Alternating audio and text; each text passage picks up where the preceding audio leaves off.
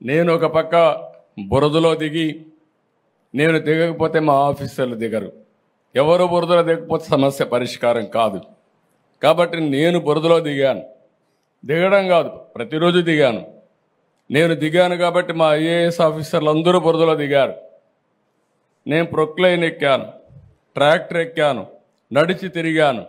దాంతో మా వాళ్ళు కూడా అక్కడుండి ఎక్కడికక్కడ ముందుకెళ్ళారు. మా కలెక్టర్లు కానీ మా ఆఫీసర్లు కానీ మొట్టమొదటిసారి నేను చూసా. ప్రజలందరూ కూడా శభాష్ అనే విధంగా ఈరోజు అడ్మినిస్ట్రేషన్ ఇవ్వగలిగారు.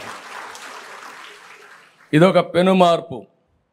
మొన్నటి వరకు యథా రాజా తదా ప్రజ. వరదలు వస్తే 5 ఏళ్ళు ఎప్పుడన్నా మిమ్మల్ని చూశారా అని నేను మిమ్మల్ని అడుగుతున్నా. ఎప్పుడన్నా వచ్చారా అని అడుగుతున్న ప్రజలు, ఇది పాలకులు ఎప్పుడూ వచ్చిన వాళ్ళు కాదు. మేము వచ్చి విమర్శించినా పట్టించుకునే వాళ్ళు కాదు. కడాన నా దెబ్బకు ఎప్పుడు కూడా పరదాలు కట్టుకొని తిరిగిన వ్యక్తి బురదలోకి వచ్చే పరిస్థితికి వచ్చాడు. కనీసం ఆపరణ చేశాడు. ఒకరోజు తిరిగాడు, మళ్ళా పారిపోయాడు. అంటే వీళ్ళు రాజకీయాలు మాట్లాడుతున్నారు. చంద్రబాబు నాయుడు గారు ఏమి చేయలేకపోయిన కారణం జగన్ జగన్ జగన్ జగన్ జగన్ జగన్. అయ్యా చంద్రబాబు 4 నెలలు అయిపోయినాయా నీ ప్రభుత్వం వచ్చి? ఇంకా జగన్ జగన్ జగన్ జగన్ అని చెప్పి జగన్ నామం చేయడం కాదు నువ్వు చేయాల్సింది. రాష్ట్ర ప్రజలకు నిజాయితీతో పాలన చేయడం నేర్చుకొని అడుగుతా ఉన్నా. రాష్ట్ర ప్రజలకు న్యాయంగా ధర్మంగా ఇవ్వాల్సింది ఇచ్చే కార్యక్రమం మీద ధ్యాస పెట్టుకొని అడుగుతా ఉన్నాం. ఇదే మనిషి పెద్ద మనిషి చంద్రబాబు నాయుడు గారు హయాన్ని ఒక్కసారి చెప్తా ఉన్నా. ఈరోజు నేను అడుగుతా ఉన్నా, రైతుల విషయానికి ఇదే రైతుల విషయానికి సంబంధించి నేను చెప్తా ఉన్నా. ఇదే పెద్ద మనిషి చంద్రబాబు నాయుడు గారి హయాంలో ఒక్కసారి పరిస్థితి ఎలా ఉంది అని గమనించమని అడుగుతా ఉన్నా. ఇంతవరకు ఈరోజు ఈ క్రాప్ కార్యక్రమం జరగడంలా ఆర్బీకే వ్యవస్థ పూర్తిగా నిర్వీర్యమైపోయింది.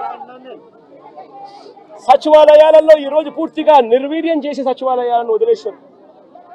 వాలంటీర్ వ్యవస్థ కనుమరుగైపోయింది. రైతులకు ఇవ్వాల్సిన ఉచిత పంటల బీమా గాలికి వదిలేశాడు. రైతుల తరపున కట్టాల్సిన ఇన్సూరెన్స్ ప్రీమియం కట్టకుండా వదిలేశాడు. నేను అడుగుతా ఉన్నాను ఇదే పెద్ద మనిషి చంద్రబాబు నాయుడు గారిని, ఈ క్రాప్ ఏమైందయ్యా అని అడుగుతా ఉన్నాను.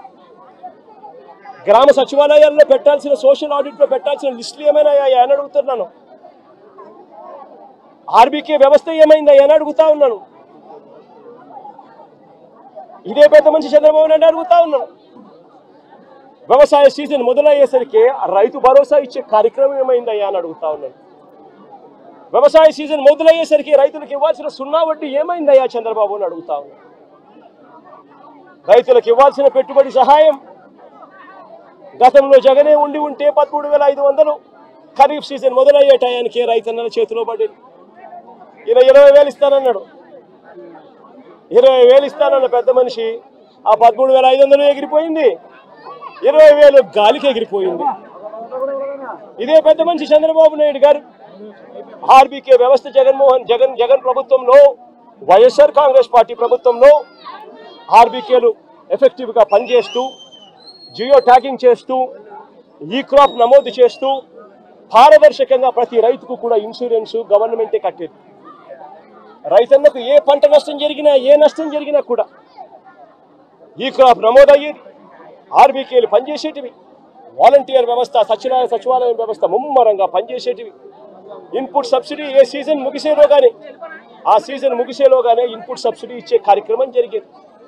ఇన్సూరెన్స్ కూడా రైతన్న నిశ్చింతగా మళ్ళీ సీజన్ వచ్చేసరికి రైతన్న చేతిలో ఇన్సూరెన్స్ సొమ్ము కూడా పడేది. రైతన్నలకు ₹1 ఖర్చు కూడా లేకోకుండా ఇన్సూరెన్స్ ప్రీమియం రాష్ట్ర ప్రభుత్వమే కట్టేది. రైతన్న వ్యవసాయం మొదలు పెట్టేసరికి రైతన్న చేతిలో పెట్టుబడి కోసం రైతు భరోసా సొమ్ము ఉండేది.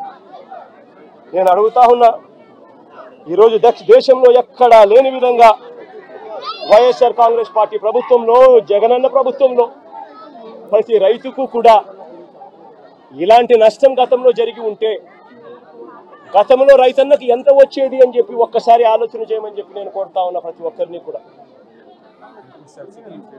ఇదే జగన్ ప్రభుత్వంలో జరిగి ఉంటే రైతన్నకు ఏమేం మేలు జరిగి ఉండేటివే తెలుసా? ఈ పార్టీకే రైతన్నకు సీజన్ స్టార్ట్ అవుతూనే, ఖరీఫ్ సీజన్ స్టార్ట్ అవుతూనే రైతన్నకు రైతు భరోసా కింద, పెట్టుబడి సహాయం కింద రైతన్న చేతిలో 13,500 రూపాయలు రైతన్నకు భరోసా ఇస్తూ నిలబడేది. సీజన్ ముగిసేలోగానే పెట్టుబడిగా సహాయం ఒకటే కాదు రైతన్నకు గతంలో చంద్రబాబు నాయుడు గారి హయాంలో విపత్తులు వస్తే హెక్టార్కు 15,000 రూపాయలు మాత్రమే ఇస్తా ఉన్న పరిస్థితులు. అది కూడా తప్పుడు మాటలు మాట్లాడాడు, అబద్ధాలు మాట్లాడాడు. ఆయన హయాంలో ఏదో ఎక్కువ ఇస్తా ఉన్నారంట, జగన్ వచ్చిన తర్వాత తగ్గించాడు. అది కూడా అబద్ధమే. ఆయన హయాంలో హెక్టార్కు 15,000 ఇస్తా ఉంటే జగన్ వచ్చిన తర్వాత, వైఎస్ఆర్సీపీ ప్రభుత్వం వచ్చిన తర్వాత దాన్ని 17,000 చేసింది హెక్టార్.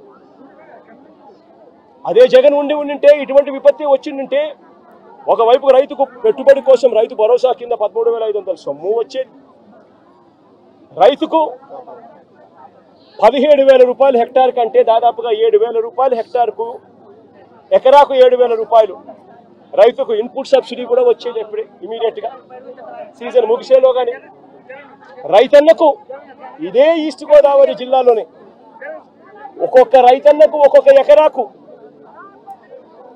ఇన్సూరెన్స్ ప్రీమియం రాష్ట్ర ప్రభుత్వమే ఉచితంగా కట్టినందువలన ఒక్కొక్క రైతన్నకు 24,000 రూపాయల నుంచి 29,000 రూపాయలు, 24,000 రూపాయల నుంచి 29,000 రూపాయలు ఇన్సూరెన్స్ సొమ్ము రైతన్నకు పడేది.